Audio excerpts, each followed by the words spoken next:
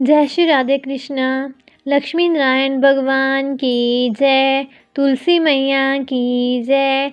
लक्ष्मी मैया की जय। प्रिय भक्तजनों, जैसे कि आप जानते हैं कि कार्तिक मास में की गई पूजा, व्रत, अनुष्ठान और तप का बहुत अधिक फल मिलता है। कार्तिक मास में किए गए दान पुण्य का भी बहुत अधिक फल प्राप्त होता है। एक बार ब्रह्मा जी ने नारद जी को कार्तिक माह के विषय में बताते हुए कहा कि कार्तिक माह भगवान विष्णु जी को सदैव ही प्रिय है। इस मास में भगवान विष्णु जी का ध्यान करते हुए कोई भी पुण्य कार्य किया जाए तो उसका फल अवश्य मिलता है। सभी जोनियों में से मनुष्य जोनि को सर्वश्रेष्ठ तथा दुर्लभ कहा गया है।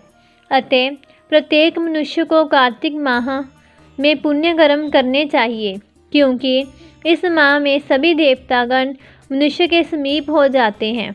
इस माह में देवता मनुष्य द्वारा किए हुए स्नान, व्रत, वस्त्र, भोजन, चांदी, स्वर्ण, भूमि आदि दिए गए दान को विधि पूर्वक ग्रहण करते हैं। इन सभी में से अन्न दान, जो कि सभी पापों का नाश करता है, का अधिक महत्व है। कार्तिक माह में मनुष्य जिस किसी मनोकामना से दान करता है उसे वह अक्षय रूप में प्राप्त होता है। यदि कोई मनुष्य दान देने में असमर्थ हो तो उसे कार्तिक मास में प्रतिदिन भगवान के नामों का स्मरण करना चाहिए तथा गंगा जी में स्नान करते हुए कार्तिक माह की कथा पढ़नी चाहिए। ऐसा करने से भी मनुष्य पुण्य का भागी बनता है। आइए सुनते हैं कार्तिक मास की कथा का अध्याय 22। राजा पृथु ने नारद जी से पूछा, हे देवऋषि, कृपया आप अब मुझे ये बताइए कि वृंदा को मोहित करके विष्णु जी ने क्या किया और फिर वह कहाँ गए। जब देवता स्तुति कर मौन हो गए तब शंकर जी ने सब देवताओं से कहा, हे ब्रह्मादि देवताओं, जलंधर तो मेरा ही अंश था, उसे मैंने तुम्हारे लिए नहीं मारा है, यह मेरी संसारिक लीला थी। फिर भी आप लोग सत्य कहिए, इससे आप सुखी हुए या नहीं। तब ब्रह्मादि देवताओं के नेत्र हर्ष से खिल गए और उन्होंने शिवजी को प्रणाम कर विष्णु जी का वह सब वृत्तांत कह सुनाया, जब उन्होंने बड़े प्रयत्न से वृंदा को मोहित किया था तथा वह अग्नि में प्रवेश कर परम गति को प्राप्त हुई थी।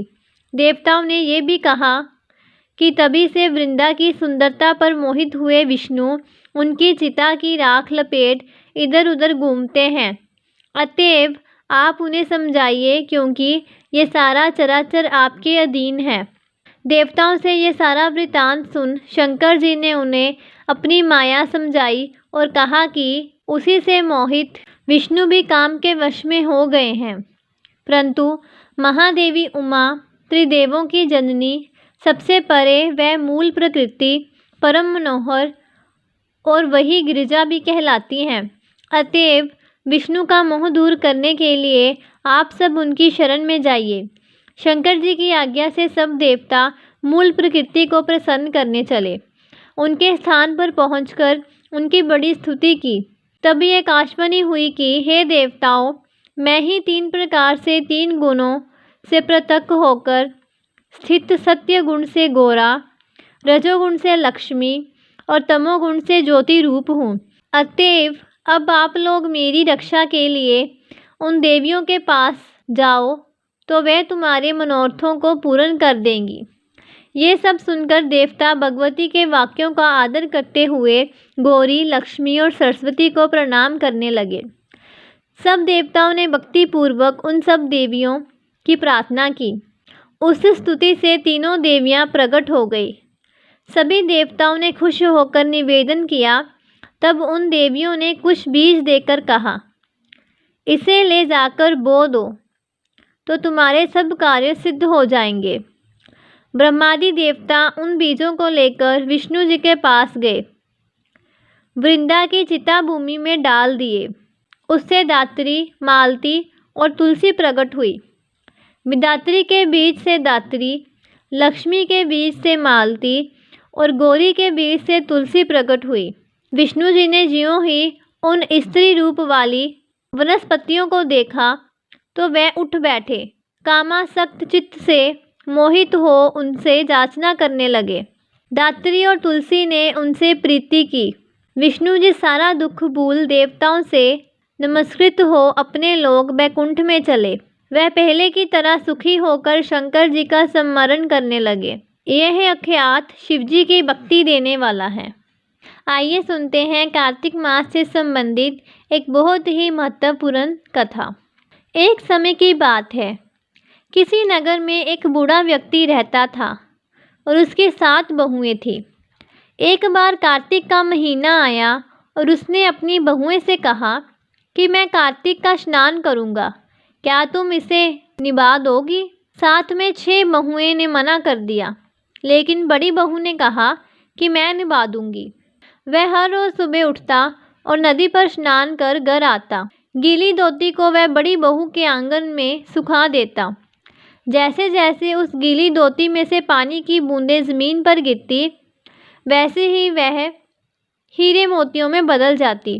धोती से हीरे मोती गिरते देख बाकी 6 बहुओं से रहा नहीं गया और वह बोली कि हम भी बूढ़े को अपने यहाँ नहाने को बोलते हैं। उन्होंने कहा कि पिताजी, आप कल से हमारे यहाँ कार्तिक नहा लेना। बूढ़े ने कहा कि ठीक है, मुझे तो नहाना ही है, मैं तुम्हारे यहाँ नहा लूँगा। बूढ़ा सुबह सवेरे स्नान करके आया और धोती उसने दूसरी बहू के आंगन में सुखाने के लिए डाल दी, लेकिन यहाँ हीरे मोती की बजाय कीचड़ टपकने लगा। बहुओं ने ये देखा तो कहा कि आप हमारे यहाँ पाप का स्नान कर रहे हो, इसलिए यहाँ से जाओ और बड़ी बहू के यहाँ ही स्नान करो। बूढ़ा वापस बड़ी बहू के यहाँ आया और कार्तिक का स्नान करने लगा। स्नान करके उसने फिर धोती सुखाई तो फिर से हीरे मोती गिरने लगे। अब कार्तिक का महीना समाप्त होने को था। बूढ़ा चिंता में पड़ गया तो बड़ी बहू ने इसका कारण पूछा। उसने कहा कि कार्तिक स्नान समाप्त होने को है और मेरा मन है कि मैं सारे परिवार को एक दिन खाने का न्योता दूं। बड़ी बहू ने कहा कि पिताजी, इसमें चिंता की क्या बात है, आप सभी को बुला लो, मैं खाना बना दूंगी। बूढ़ा सभी को निमंत्रण देने गया तो बाकी बहुओं ने कहा कि जब तक यह घर पर रहेगी हम खाने पर नहीं आएंगे। बूढ़ा फिर से चिंता में गिर गया कि ऐसे कैसे होगा और सूखने लगा। बूढ़े को सूखते देख बड़ी बहू ने कहा कि पिताजी, अब आपको क्या चिंता है? बूढ़े ने बाकी 6 बहुओं वाली बात बड़ी बहू को बता दी, जिसे सुन वह बोली कि पिताजी ठीक है, मैं खाना बनाकर रख जाऊंगी। और उसने वैसा ही किया। खाना बनाकर रख दिया और अपने लिए 4 रोटी लेकर खेत पर चली गई। इधर 6 बहुओं ने खाना खा लिया, लेकिन जाने से पहले बाकी बचे खाने में कंकड़ पत्थर डाल गई कि बड़ी बहू आएगी तो परेशान होगी। इधर खेत में बैठकर बड़ी बहू कहने लगी कि राम जी की चिड़िया, राम जी का खेत, चुगलो चिड़िया बरबर पेट। मेरे ससुर ने घर में जगह दी है और मैंने खेत में। चिड़िया को बाजरा डाल वह घर आ गई। घर आई तो बूढ़ा फिर उदास बैठा था। उसने फिर पूछा कि उदासी क्यों? सब ठीक ठाक निपट गया ना? वह बोला कि हाँ, सब ठीक निपट गया, लेकिन वह तेरी देवरानियाँ बाकी बचे खाने में कंकर पत्थर व मिट्टी डाल गई। बहू ने कहा कि कोई बात नहीं पिताजी, मैं तो अपने लिए 4 रोटी फिर बना लूँगी। बहू बूढ़े से बात कर घर के भीतर जाकर खाने को देखती है, लेकिन वह देखती है कि जिस खाने में वह सब कंकड़ पत्थर डालती हैं वह हीरे मोती में बदल गए हैं। घर की जगह महल खड़ा हो गया है और धन दौलत से भर गया है। अन्न के भंडार घर में भरे पड़े हैं। वह बूढ़े को बुलाकर कहती है कि पिताजी, आपने तो कहा था कि मेरे लिए कुछ नहीं बचा है, लेकिन यहाँ तो हीरे मोतियों के भंडार हो गए हैं। पूरे घर में धन की वर्षा हो रही है। साधारण सा घर महल में बदल गया है। बूढ़ा सब चीज़ें देखकर बोला कि बेटी, तुमने कार्तिक स्नान सच्चे मन से निभाया था, लेकिन बाकी बहुओं ने पापी मन से इसे निभाया। इसलिए कार्तिक देवता तुमसे प्रसन्न हुए और ये फल दिया है। कार्तिक देवता, जैसे आपने बड़ी बहू की सुनी वैसे ही आप सभी की सुनना। बोलिए कार्तिक देवता की जय, लक्ष्मी नारायण भगवान की जय, तुलसी मैया की जय, तुलसी महारानी की जय। प्रिय भक्तजनों, अब हम करते हैं तुलसी मैया की आरती। तुलसी महारानी नमो नमो, हरि की पटरानी नमो नमो, तुलसी महारानी नमो नमो, हरि की पटरानी नमो नमो। धन तुलसी पूरन तप कीनो, शालिग्राम बनी पटरानी नमो नमो, तुलसी महारानी नमो नमो, हरि की पटरानी नमो नमो। जाके पत्र मंजरी कोमल, श्रीपति कमल चरण लिपटानी नमो नमो, तुलसी महारानी नमो नमो, हरि की पटरानी नमो नमो।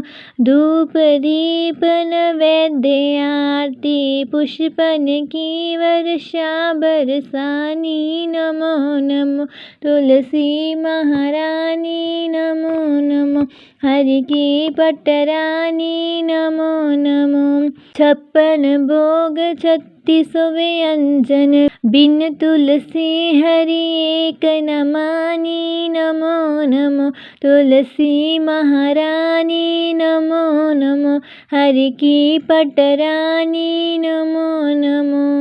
सब सखी मैया तेरो जश गावे, भक्ति दान दीजिए महारानी नमो नमो, तुलसी महारानी नमो नमो, हरि की पटरानी नमो नमो, तुलसी महारानी नमो नमो, हरि की पटरानी नमो नमो। प्रिय भक्तजनों, कार्तिक मास की कथाएं श्रवण करने के लिए और जानकारी प्राप्त करने के लिए हमारे चैनल के साथ बने रहें। चैनल को सब्सक्राइब करें और वीडियो को ज़्यादा से ज़्यादा शेयर करें। श्री लक्ष्मी नारायण भगवान की जय। जय श्री राधे कृष्णा।